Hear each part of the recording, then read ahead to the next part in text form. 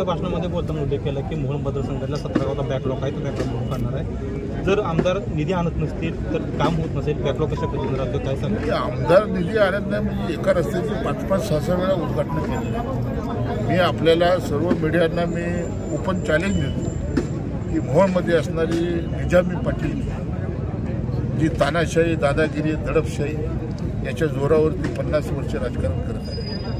परंतु दुःख असं आहे की आज शेतकऱ्याला रस्त्यासाठी आणि पाण्यासाठी झगडावं लागतं. कित्येक अशी कामं आहेत की ज्याची उद्घाटनं हे विद्यमान आमदार यशवंत माने आणि त्या तालुक्याचे मालक म्हणणारे जे कोण आहेत राजन पाटील यांनी नारळ फुटले.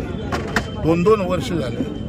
कित्येक इमारती, कित्येक कामं अजूनही झालेली नाहीत आणि त्याच गावच्या लोकांनी ग्रामपंचायतच्या पत्रावरती माझ्याकडे ज्या पद्धतीने मी निधी आणला परवा मोहोळ तालुक्याच्या रस्त्यासाठी 7 कोटी, आज आमच्या गोपाळपूरसाठी 3 कोटी रुपये, तर अपेक्षा लोकांच्या वाढल्या. आणि मग कित्येक निवेदन अशी आली की उत्तर सोलापुरातली उदाहरणार्थ रानमसली, नरखेड गटातलं एक गाव ज्याची उद्घाटनं राजन पाटलांनी आणि विद्यमान आमदारांनी 2 वर्षापूर्वी केली, त्यांच्याच फेसबुकवरनं आणि इंस्टाग्रामवरनं त्याचे फोटो व्हायरल केले.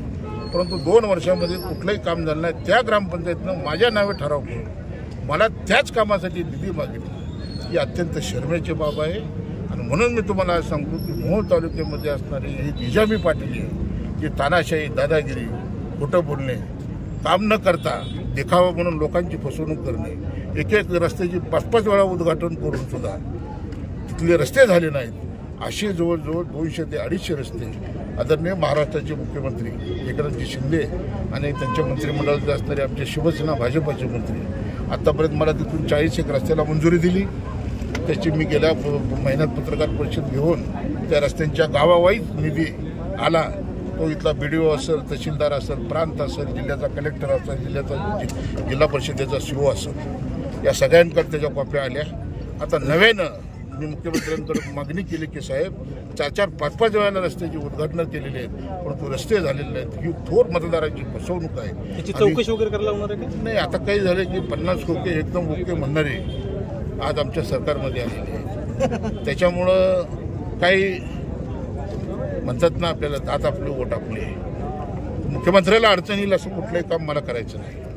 परंतु मुख्यमंत्र्यांना मी एवढंच म्हणलं की युती आघाड्यामध्ये तुम्हाला काय ठरवायचं ते ठरवा, परंतु मोहोळमध्ये माझी कुस्ती हे निजामशाही पाटलाबरोबर निश्चितपणानं आहे. मग तिकीट द्या, असं तर मी अपक्ष लढतो. दिला तर बाद, नाहीतर अपक्ष. मोहोळ मतदारसंघामध्ये माजी आमदार राजन पाटील यांना परमनंट आमदार म्हणलं जायचं. मतदारसंघ राखीव झाल्यानंतर सुद्धा त्यांनी ज्या माणसावर बोट ठेवल तोच माणूस आमदार होतोय आणि याच आविर्भावात अजूनही त्यांचे कार्यकर्ते प्रतिक्रिया सोशल मीडियावर व्यक्त करतायत. या सत्तेला शेह कसं देणार आहे तुम्ही? नाही, मोहोळ तालुक्यामध्ये विरोधी मताची जर बेरीज बघितली तर ती 1,35,000 ते 40,000 आहे. आणि राजन पाटलाच्या उमेदवाराला मतदान पडणारे जे आहे ते 75,000 ते 80,000 आहे. आता राष्ट्रवादीचे 2 तुकडे झालेले आहेत, एक शरद पवार आणि एक अजित पवार. आणि मग अजित पवारांकडे 2 तुकडे झालेले आहेत, एक नरखेडकरचे पाटील आणि एक अनगरकरचे पाटील. आणि मग मानाजी बापू माने असतील, बळीराम साठे असतील, तर बळीराम साठे गेलेत पवारांकडे, पोरगा गेला अजित पवारांकडे. तर मग राष्ट्रपती दुभंगलेले. एकसंघ ज्यावेळी राष्ट्रवादी होते, ज्यावेळेला मानेजी माने होते, मोडलीमचे आपले शेतपडीचे डोंगरे भाऊ होते, खंडोराव डोंगरे होते, काकासाठे होते, नरखेडचे उमेश पाटील, हे सगळे एकसंघ होते. तेव्हा राष्ट्रवादी 75-78 हजारापर्यंत जात होते. आता राष्ट्रवादी दुभंगलेली आहे आणि अजित पवारच्या गटात 2 गट आहेत. एक पाटीलमध्ये पाणी सोडायचं, एक पाटीलमध्ये जलसमाधी घ्यायची. अशा विचित्र परिस्थितीमध्ये आज राष्ट्रवादी